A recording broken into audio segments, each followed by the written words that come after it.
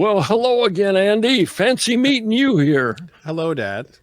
What brings you here today? Oh, just some TV show about time travel, and I wasn't doing anything anyway, so Hey, we could record a podcast episode. we couldn't we? Yes, Yeah, just since we're here. let's do that.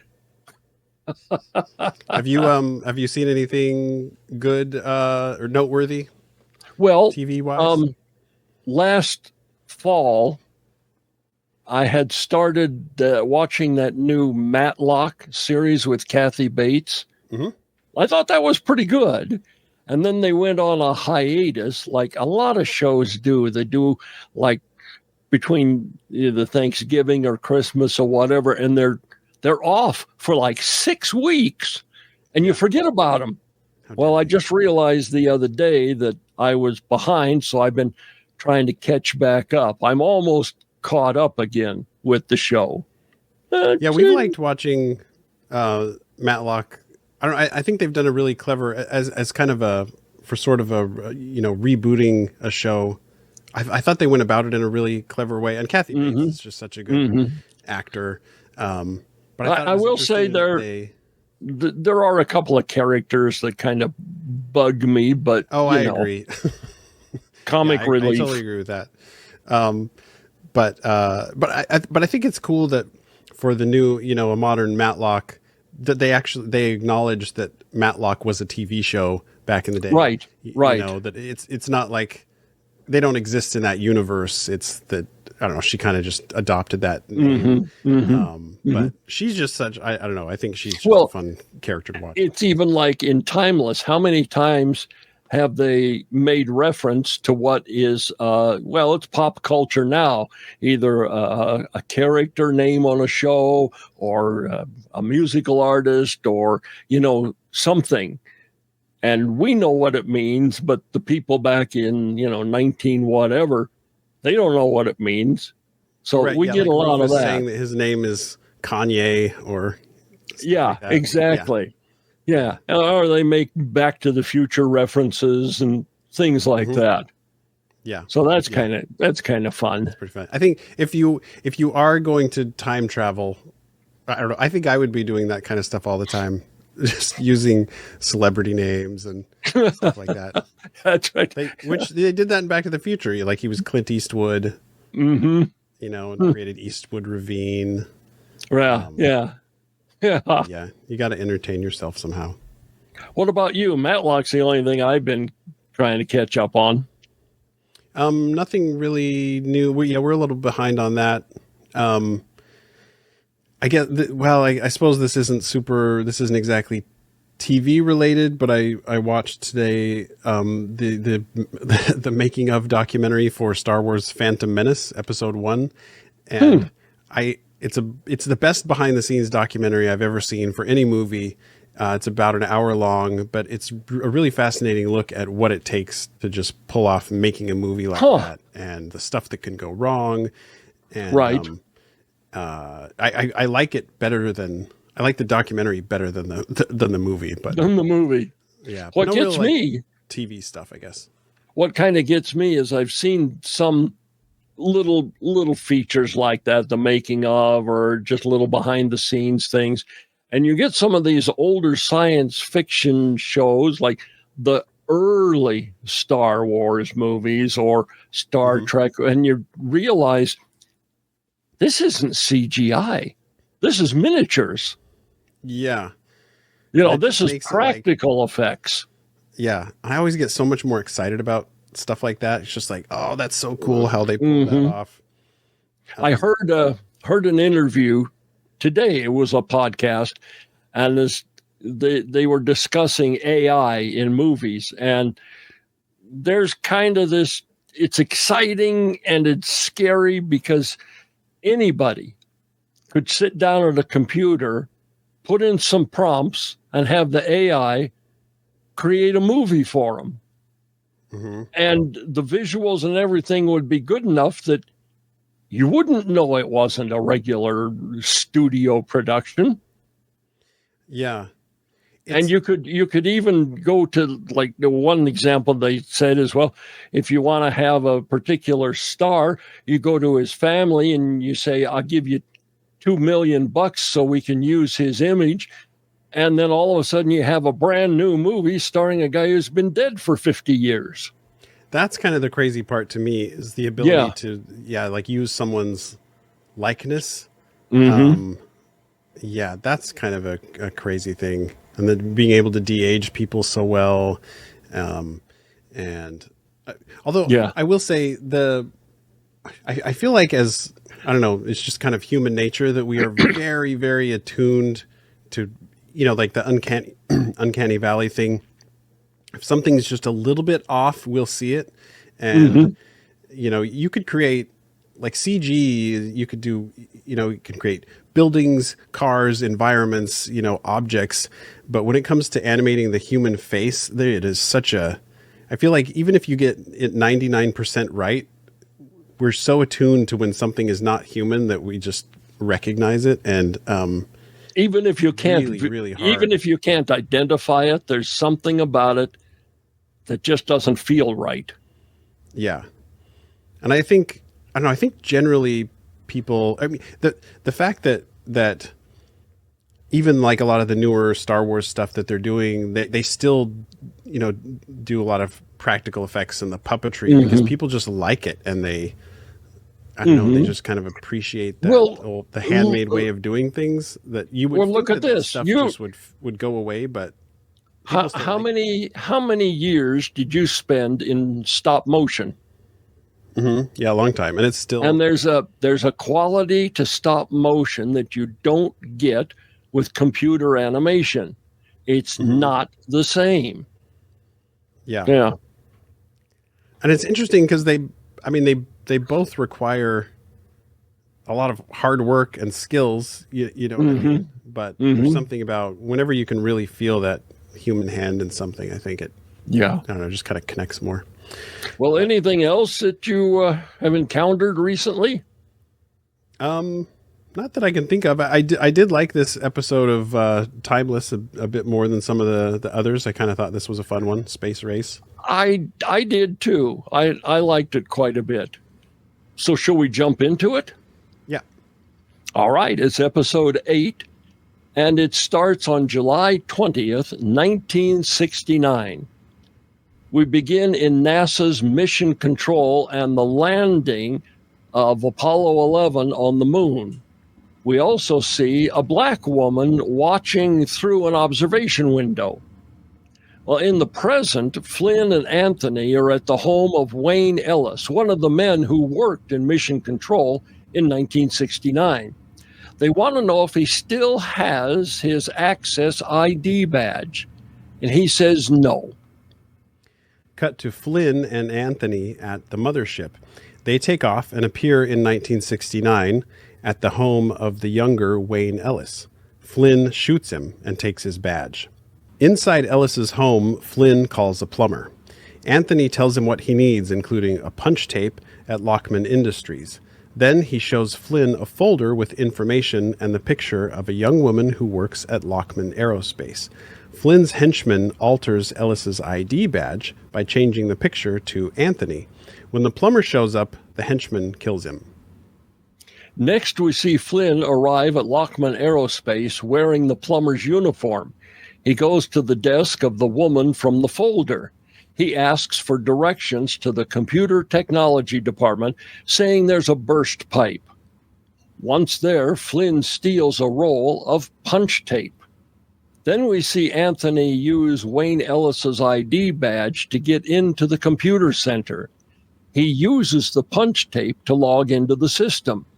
He then swaps out a large reel of computer tape. Back in Mission Control, they're working to land the lunar module. Rufus is there watching when he spots Anthony and confronts him.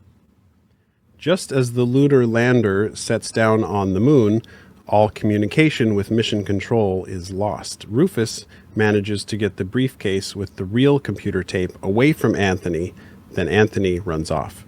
Rufus, Lucy, and Wyatt meet up, and Rufus says that unless they can fix things, Both Neil Armstrong and Buzz Aldrin will die on the moon. They also look through the briefcase. In addition to the computer tape, they find the file folder about Maria Tompkins, who was the woman Flynn asked for directions. Wyatt says he's going to find out more about Maria Tompkins, and he gives Rufus a gun before he leaves. Rufus and Lucy go to a room with a computer terminal. Rufus says Anthony uploaded a virus to the computer system, and he can't do anything without access to the mainframe. He says he needs someone who knows how to work the antique computers, and he knows who the smartest person who works there is. It's a mathematician named Katherine Johnson. That's the black woman we saw at the beginning of the episode. Meanwhile, Wyatt is at Lockman Aerospace. He learns Flynn was there talking with Maria Tompkins and that Maria is at the park with her son Gabriel. In the park, Flynn talks with Maria and buys Gabriel an ice cream cone.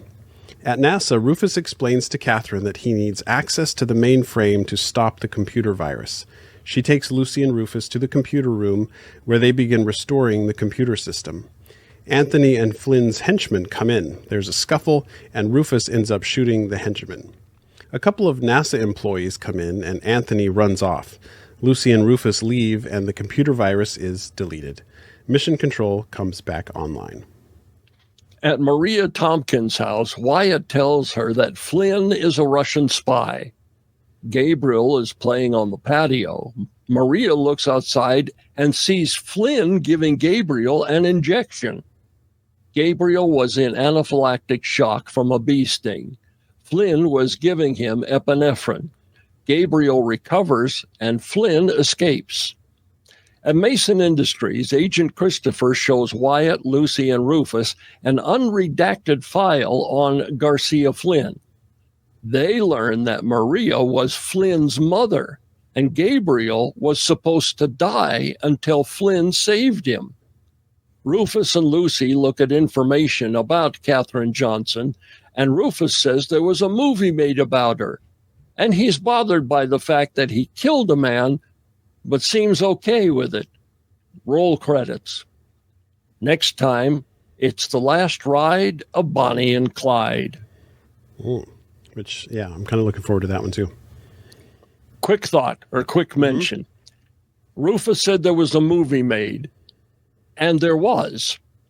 The movie, the movie's called Hidden Figures. It's a biographical movie about Katherine Johnson and the other black gals who worked in the basement at NASA doing mathematical stuff. And what they said in this episode is true. John Glenn only trusted her and her math instead of the computers. So it's worth. I didn't even know that. Yeah, it's worth watching that movie. I don't know if it's streaming anywhere because I saw it a long time ago, and I think I maybe red boxed the disc.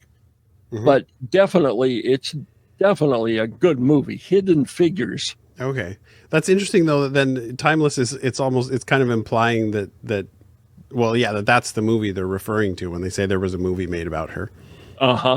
Yeah. So that's cool. Yeah. Yeah. Go ahead. Well, I was going to say, thinking back to our last episode, Connor Mason still hasn't given Rufus another recording device.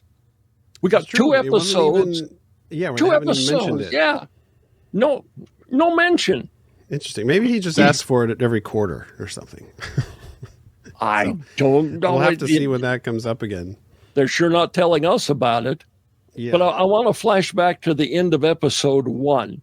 You remember when Flynn was looking at Lucy's notebook and there was an entry for the moon landing? Yeah. Well, now it seems like this episode, harkens back to that entry in her notebook. Right. Yeah. And I did, at one point in one of the past episodes, I paused when freeze framed on her notebook to kind of read through. It was really basic stuff. It was just kind of like moon landing happened on this day at this time. And it was just kind of a list of these big events and sort of when and where they happened.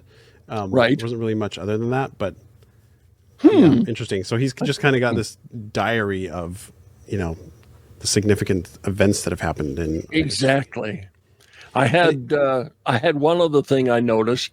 The actor who played the older Wayne Ellis, he's an actor named Robert Pine. Chris Pine is his son. Oh, really? Oh, Yep. oh, that's interesting. Yeah, I didn't know that. Yeah. Well, it was. I feel like up until this episode, I kind of thought. Well, I mean, Flynn seems like a bad guy, but I feel like in this episode, it was solidified that he's really bad. Like he's an evil guy, but up to this point, it was kind of like, is he trying to like do something to help, fix history? But like, no, Right. He's just, I feel like this episode cleared it up that he's really just kind of evil.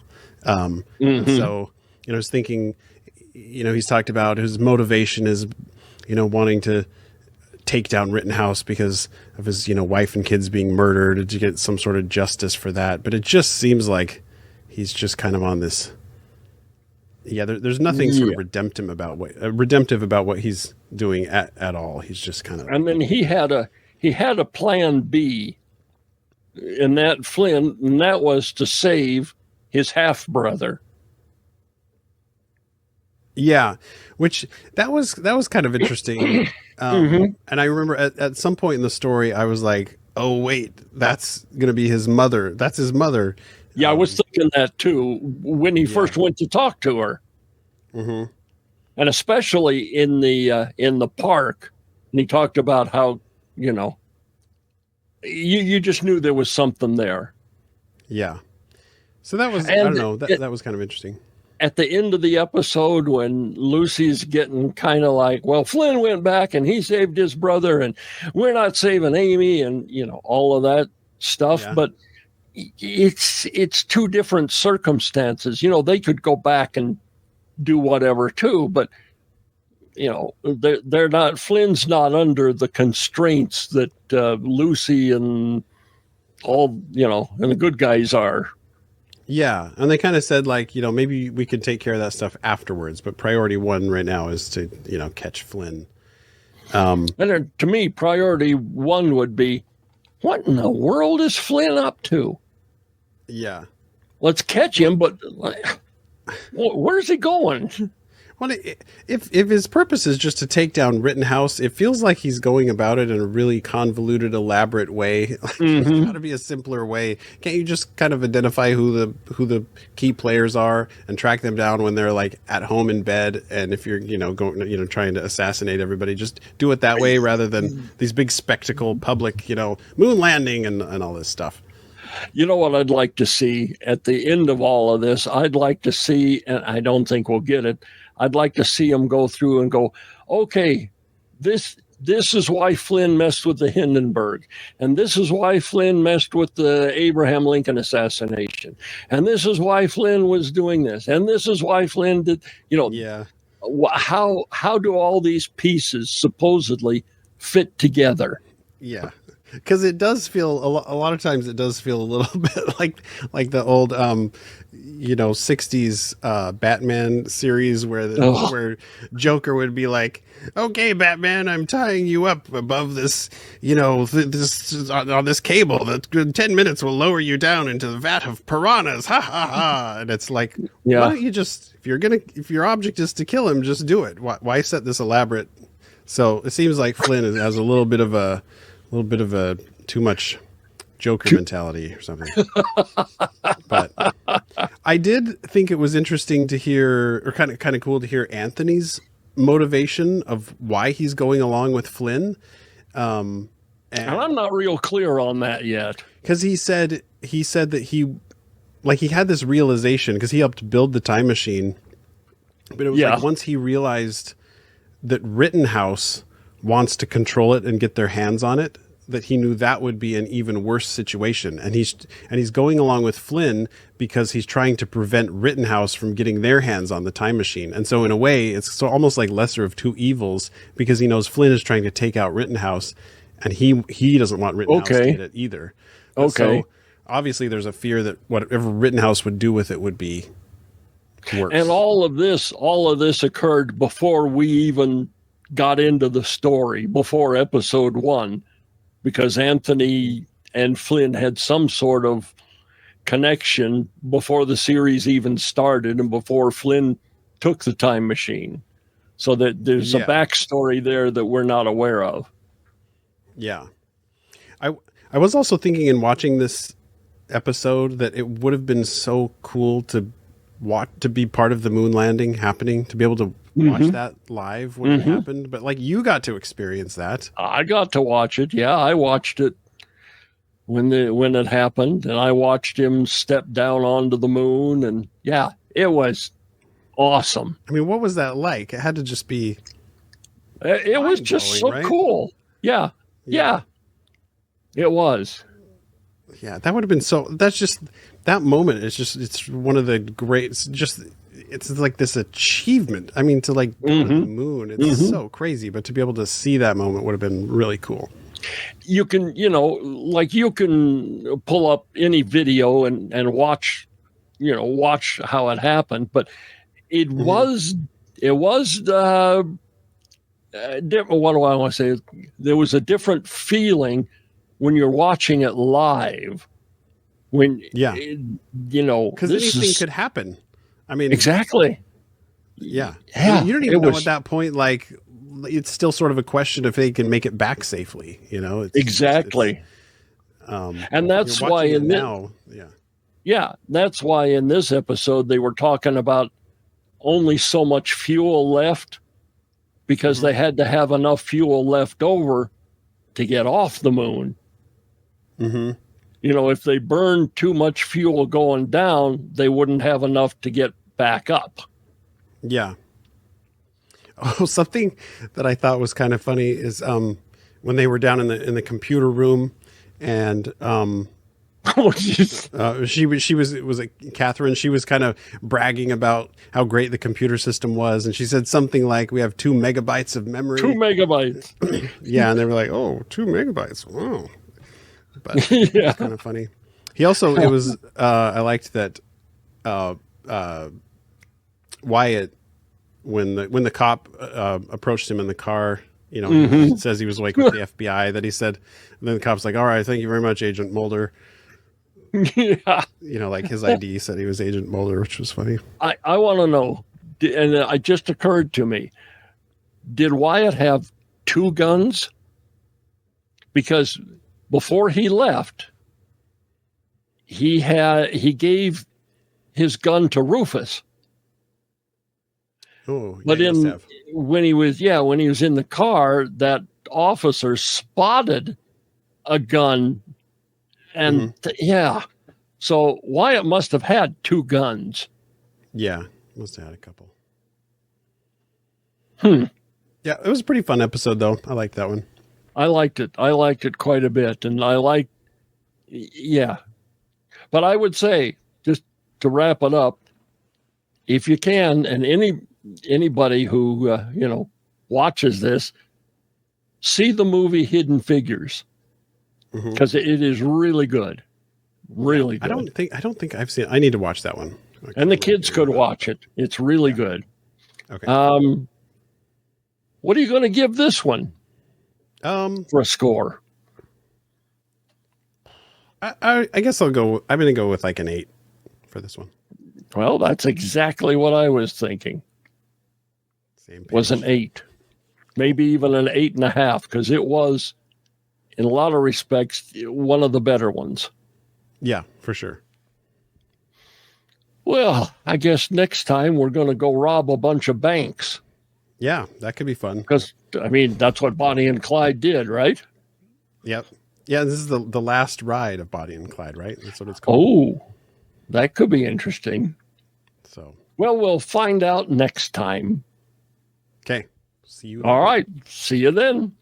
That wraps up this episode. Join us again next time here in the TV Lounge.